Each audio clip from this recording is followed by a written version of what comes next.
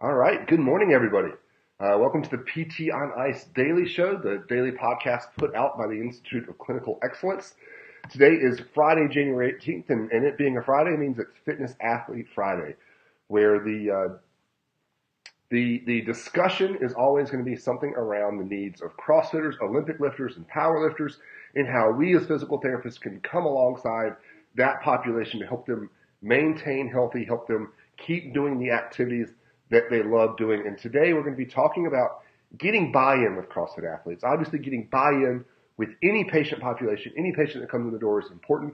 And I think this is a patient population that a lot of the physical therapy community wants to have better relationships with, but because we maybe don't have certain skill sets, our worth is not seen to them. So we're going to talk about some strategies for getting buy-in with this population, and we're going to really dive into one strategy that's kind of my go-to that lets me really deepen my relationship with a CrossFitter as far as helping them understand what sort of value I bring to the equation, not only just in helping them get back to doing the movements that they like doing without pain, but helping them perform better. And this is one of those things that I think results in getting nonstop referrals from a patient once you help them out and show them this skill set that honestly nobody else has ever been able to show them before.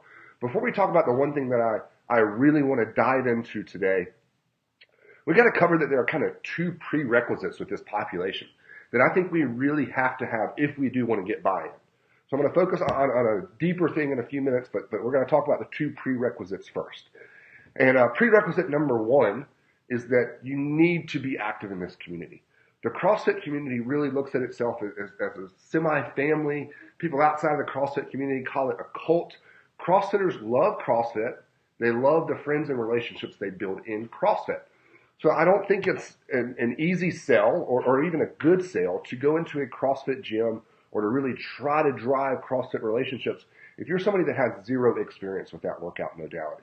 CrossFitters want to be working with people that have breathed the fire before, that have felt what it's like to redline on a 10-minute AMRAP.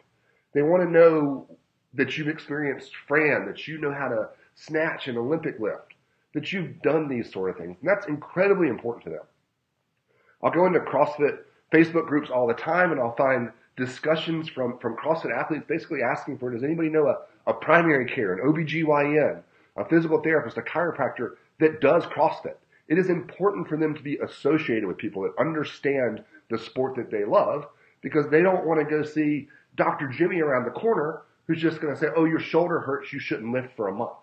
They want somebody that understands how important CrossFit is to their life, not only from a health and fitness perspective, but from a social relationship standpoint. And that's where they go every night to unwind after working out really hard, and that's where they go to see, 5 of their best friends, because they have developed these deep relationships inside of CrossFit.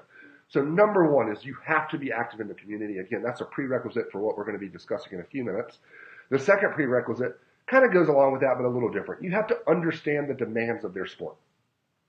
You have to understand that they need to be strong, but they also need to have conditioning. And they need to be able to intermix those two variables in a lot of different ways and perform a wide variety of movements.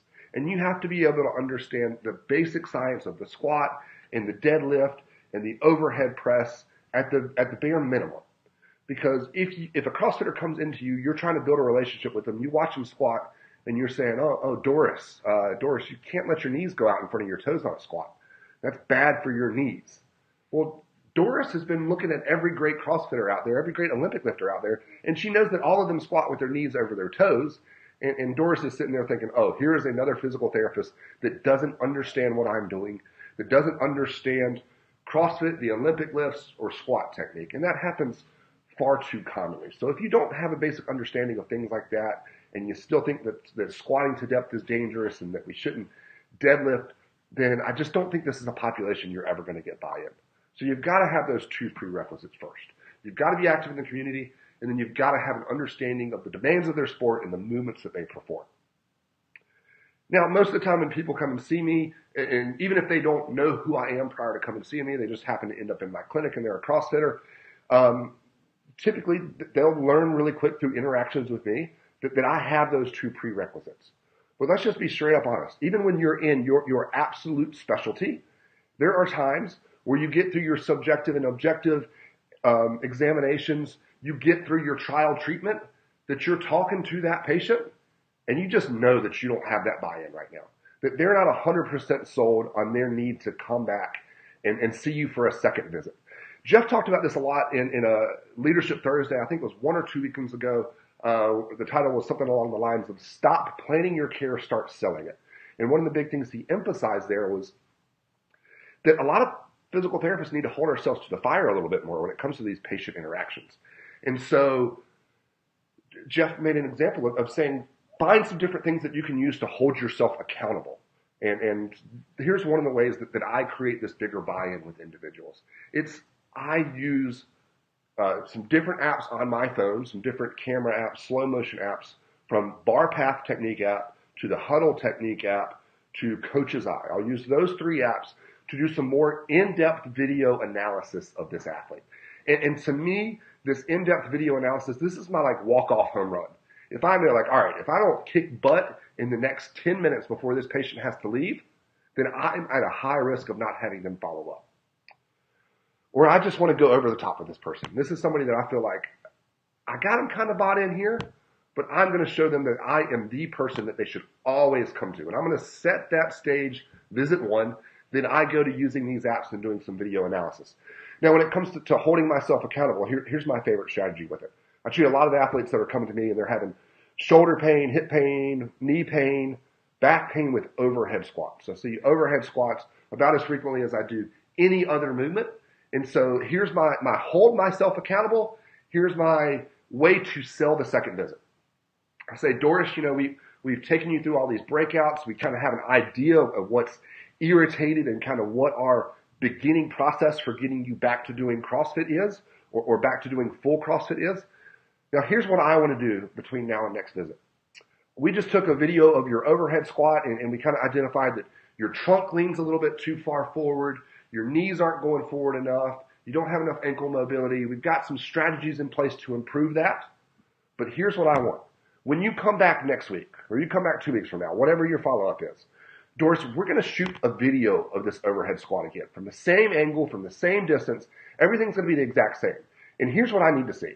I need to see that we've improved your trunk position, that we've changed where your knees are, that we've slightly reduced your pain or given you an increased ability to stabilize weight overhead. And we use that marker as a way to hold ourselves accountable. Now, the Coach's Eye app, the Huddle Technique app, they have these awesome features where you can have a split screen. So I can put a before and after video up. Or I could put a video up of Doris's overhead squat and then a video of another athlete that I have saved down in the bottom. And I can say, Doris, so these are the things we talked about, your ankle mobility being limited, your shoulder strength not being good, whatever we talked about. Here's what you look like with an overhead squat. Here's what Jimmy looks like when he does his overhead squat. Now notice how his positioning is different. When we get you to where you look like that, you're going to not only feel a ton better, but you're going to perform a ton better. And always take this back to performance. That's a big key with CrossFitters. Another exercise that I'll do this with quite commonly, and this may not even be on that like week-to-week test retest, which is just a great way, like Jeff talked about in that podcast, stop planning your care and start selling it.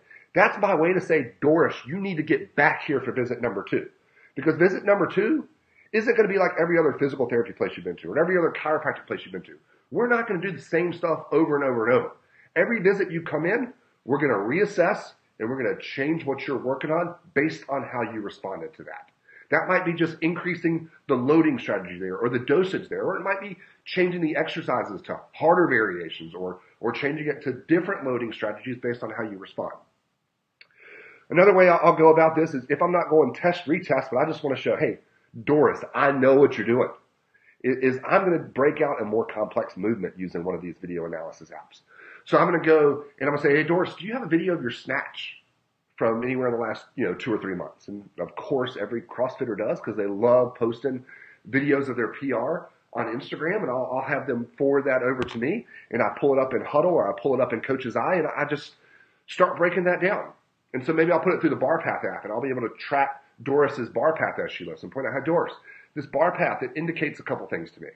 Or I'll put it in the Huddle or Coach's Eye technique app, and I'll draw lines along the torso angle from the starting position to the end of the first pull. And I'll say, Doris, I think you've been focused on hitting this triple extension for a long time. You told me earlier that that's something you struggle with at the gym and that your coaches are always getting on you for, well, I think your first pull's off. And I think because your first pull's off, you're not actually able to get to that triple extension moment. So here's some strategies you can use as part of your warm-up to help you get into better positions during that first pull to set you up for a better second pull. Now, I know a lot of you listening to that example are a little bit lost when I'm talking about the first pull, second pull in the snatch. Or maybe you're just not familiar with these apps at all. And on Sunday, our next cohort of advanced concepts in the clinical management of the fitness athlete course starts up.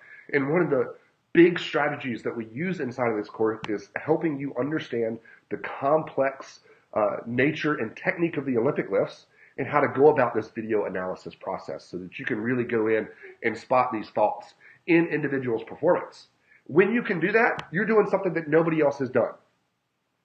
So I'll say quite commonly, CrossFitters are going to a class where there's maybe 15 athletes to each coach. So if we think of that, by the time that coach takes them through the warm-up, explains the workout, helps them with scaling, etc., the coach doesn't have a whole lot of time to coach during an hour-long CrossFit class. And so maybe they're only getting 2 minutes to work with Doris on her technique individually. And so you're probably the first person that's ever broken Doris's technique out to that level. Now, you're just supposed to be a physical therapist. You're just supposed to be the person that tells them to do yellow TheraBand internal, external rotations. But now you've proven yourself as something wildly different from every other medical provider in your area. And again, if this is a skill set you don't have, please check out our advanced concepts in the clinical management of the fitness athlete course. Our next cohort starts on Sunday, so we got a few more days for people to jump in if you're watching this on Friday, January 18th. Finally, another way that I'll really dive into that, to using this video analysis to help athletes perform better or get them through their injury better or to just sell my services, is to look at gymnastics movements. And I'll say there are a number of I'm in Charlotte, I'm in a big city. There are a number of physical therapists around here that understand how to analyze the squat, that understand the deadlift, maybe even have a decent knowledge of the Olympic lifts. And I'll say, though, that there are very, very few that can talk in depth about the gymnastics movements. And so, and I'll also say that a lot of CrossFit coaches aren't very good at teaching these more advanced CrossFit gymnastics movements. In fact, most athletes just tend to pick these movements up by looking at YouTube videos or picking up tips on Instagram, in my experience, rather than coaching. Certainly there are exceptions to that in some boxes that do a great job of teaching higher level CrossFit skills. That's just my experiences in the gyms that I'm around. But I really like to analyze some of these complex movements. So for example, if I pull up a video of Jimmy's muscle up, and I can say, Jimmy, I know we're working on some shoulder stability issues. We've got some, anterior shoulder pain. Let's take a look at your muscle up and let's see what's going on there. And I can pick up that as Jimmy's kipping in his muscle up, Jimmy doesn't have good hollow and arch positioning. He doesn't have a very good solid kip swing. And so that basically means that his hips are generating all the force, and all of that force is just being thrown at the shoulder, which his shoulder then has to control in this really fast, dynamic movement that requires a ton of control. And Jimmy's now overloading his shoulder because of his kipping technique. And maybe I looked at his hollow and arch positioning on the ground, and I've already said, Jimmy, your hollow and arch positioning isn't as good as it should be for doing the skills that you're doing. Jimmy doesn't honestly care about what it looks like on the floor. Jimmy cares, though, when I can pull it up on his muscle up video and say, your positioning is so off here, Jimmy, that you're robbing yourself of a couple reps. How many muscle ups can you get in a row? And Jimmy's like, yeah, I can hit 2 Zach when I'm fresh before I just bomb out. And it's not that I'm even fatigued. It's just that I can no longer get there and I can't figure it out. Well, Jimmy, if we just clean up this hollow and arch positioning, we clean up your kip swing, we're going to have you not only not having pain when you're doing those movements, but we're going to have you performing significantly better. And I think when we take it, deeper than just being active, deeper than just having a baseline understanding, we take this to then being able to use some of these video analysis strategies to create buy-in. And we go even deeper by looking at their Olympic lifts, which are complex movements, or even deeper than that, by looking at some of these high-level gymnastic movements. We've just really set the stage where at this point, if you've done all of this and you don't have that individual sold, then that's an individual that just can't get sold at all. I really find that if you go through this and you take that extra step of going through this video analysis process, that CrossFit athletes are just going to know that you're on a different level. You're going to have some serious buy-in. You're going to see not only improvements in their health, but improvements in their performance. And this is going to be that raving fan that is always sending you patients and their friends anytime somebody gets injured. And so, again, if this in-depth video analysis of these higher level movements is not a strategy that you have in your toolbox right now, then I really encourage you to check out our clinical management of the fitness athlete course, where that's a big part of what we do. Is we spend a week talking about these Olympic lifts at depth, a week talking about gymnastics movements, and then the other 6 weeks of this course are entirely designed around the idea of giving you tools that are going to make you uniquely different from every other medical provider in your area, and really make you stand out as the go-to provider in your town for CrossFit athletes needing help getting back to doing the activities that they love. Hope everybody got a little bit out of this Fitness Athlete Friday. As always, please reach out to us at ICE if you have topics you'd like us to discuss in the future. Hope everybody has a great weekend. Thank you for tuning in.